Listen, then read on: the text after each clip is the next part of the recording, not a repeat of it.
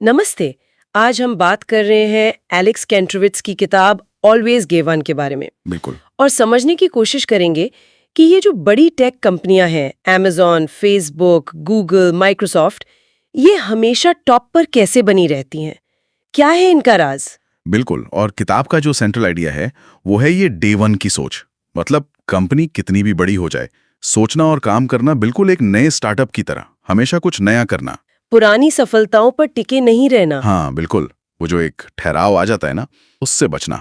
हाँ, वो Jeff Bezos की लाइन है ना, दूसरा दिन ठहराव लाता है, फिर अप्रासंगिकता और फिर अंत में मौत। सुनने में थोड़ा डरावना है पर मुद्दा सही है। हाँ, मुद्दा बिल्कुल सही है। तो चलिए इसी डे वन कल्चर को थोड़ा और खोदते हैं, देखते हैं कि ये अलग अलग कंपनियां इसे कैसे इस्तेमाल करती हैं और एप्पल इनसे कैसे अलग है, इस पर भी बात करेंगे। जरूर, अमेज़न से शुरू करते हैं। हाँ, अमेज़न में डे वन सिर्फ कहने की बात नहीं है, है ना? वो उनके काम करने के तरीके में बसा हुआ है। बिल्कुल, इसका मतलब ही है कि आप अपनी पिछली कामयाबियों को बोझ ना बनने दें, हमेशा आगे देखें, नया सोचें। और उनका वो वर्किंग बैकवर्ड्स वाला तरीका बड़ा दिलचस्प है। हाँ, वो बहुत ही अनोखा तरीका है। कोई भी नया प्रोजेक्ट शुरू करने से पहले वो 6 पेज का मेमो लिखते हैं। 6 पेज का मेमो? हाँ, और उसमें वो ये लिखते हैं कि जब प्रोडक्ट लॉन्च होगा तो प्रेस रिलीज कैसी होगी, ग्राहक क्या कहेंगे, मतलब अंत से शुरुआत करते हैं। अच्छा, इससे फोकस ग्राहक पर रहता होगा शुरू से ही। बिल्कुल, और आइडियाज नीचे से आते हैं, मतलब कोई भी ला सकता है। लीडरशिप का काम है उन्हें आगे बढ़ाना। एक गाइड की तरह। हाँ, एक गाइड या सूत्रधार की तरह। और इसमें ऑटोमेशन का भी बहुत बड़ा रोल है। AI, machine learning. हाँ, वो दोहराव वाले काम कम करने के लिए, जैसे वो वेंडर मैनेजर्स का उदाहरण था। सही पकड़ा। पहले एक वेंडर मैनेजर शायद कुछ 100 प्रोडक्ट्स देखता था, अब ऑटोमेशन और एआई की मदद से हजारों देख सकता है। हाँ, हजारों। तो उनका काम अब सिर्फ रूटीन वाला नहीं रहा, वो अब ज्यादा सोचने वाले आइडिया वर्क पर फोकस कर सकते हैं। अच्छा, तो अमेज़न का फोकस सिस्टम, प्रोसेस, ऑटोमेशन पर ज्यादा है।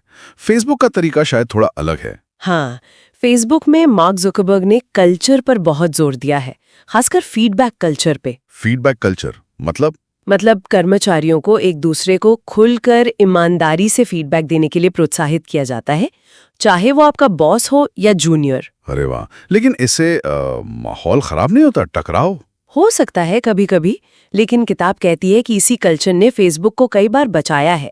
नए आइडियाज इसी से निकलते हैं, जैसे वो डेस्कटॉप से मोबाइल पर शिफ्ट होना। हाँ, वो तो बहुत बड़ा बदलाव था। बिल्कुल, और वो इसी खुले फीडबैक और बहस का नतीजा था। और हाँ, एआई तो वहां भी है। कंटेंट मॉडरेशन जैसे बड़े स्केल के काम बिना एआई के तो मुमकिन ही नहीं है फेसबुक के लिए।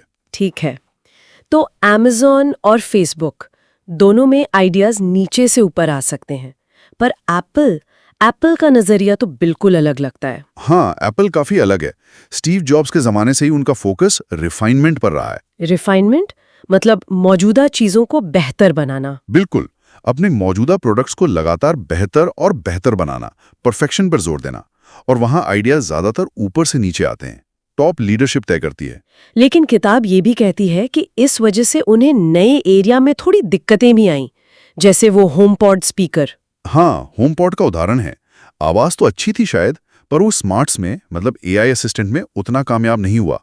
शायद इसलिए कि फोकस हार्डवेयर पर ज्यादा था, सॉफ्टवेयर और नए एआई आइडियाज पर कम। और टीमों के बीच वो गोपनीयता, साइलो में काम करना, उसका भी असर पड़ा होगा। तो अमेज़न, फेसबुक, गूगल, माइक्रोसॉफ्ट, इन सब में कुछ कॉमन भी है? कोई एक सूत्र जो सबको जोड़ता हो? हाँ, किताब उसे कहती है इंजीनियर की मानसिकता। आप देखें तो बेजोस, जकरबर्ग, पिचाई, नडेला, ये सब लीडर्स बैकग्राउंड से इंजीनियर हैं। अच्छा, ये बात तो है। तो वो सिर्फ बड़े विजन देने वाले लीडर नहीं हैं।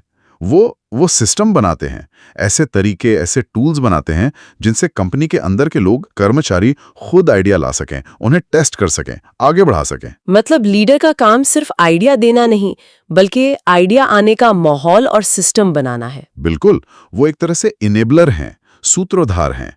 डेटा पर आधारित फैसले लेना, मिलकर काम करना, लगातार सुधार करना, ये सब उस मानसिकता का हिस्सा है। लेकिन ये सब सुनने में जितना आसान लगता है नहीं शायद। चुनौतियां भी तो होंगी ही। हाँ, चुनौतियां तो बहुत हैं। ऑटोमेशन से नौकरियां जा रही हैं या बदल रही हैं। अमेज़न के सेंटर्स में देखिए, गूगल में कर्मचारियों ने कई बार नैतिक मुद्दों पर आवाज उठाई है। फेसबुक पर गलत सूचना की समस्या तो जगजाहिर है।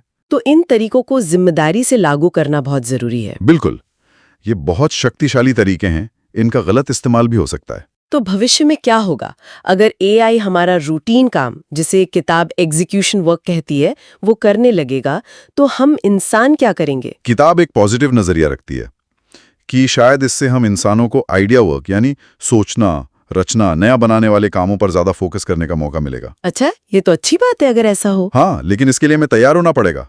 अपने स्किल्स बदलने होंगे, हमारी शिक्षा व्यवस्था को भी शायद बदलना होगा, हमें क्रिएटिविटी, प्रॉब्लम सॉल्विंग पर ज्यादा ध्यान देना होगा। तो संक्षेप में कहे तो इन बड़ी टेक कंपनियों की लगातार सफलता का राज सिर्फ टेक्नोलॉजी नहीं है। नहीं, बिल्कुल नहीं। बल्कि उनकी संस्कृति, उनकी लीडर्स की सोच और ये जो लगातार नया करने की, हमेशा डे 1 पर रहने की जो उनकी क्षमता है, वो असली वजह है। बिल्कुल सही। और ये बातें सिर्फ टेक कंपनियों के लिए नहीं है। ये जो इंजीनियर वाली सोच है, सिस्टम बनाना, डेटा देखना, सहयोग करना, नयापन लाना, ये तो किसी भी फील्ड में काम आ सकती है। हाँ, ये सोचने वाली बात है कि जैसे जैसे एआई हमारी दुनिया बदल रहा है, हमारे काम करने के तरीके बदल रहा है, तो क्या बाकी इंडस्ट्रीज, क्या हम सब अपने अपने काम में ये डे 1 वाली सोच अपना सकते हैं ताकि हम अप्रासंगिक न हो जाएं?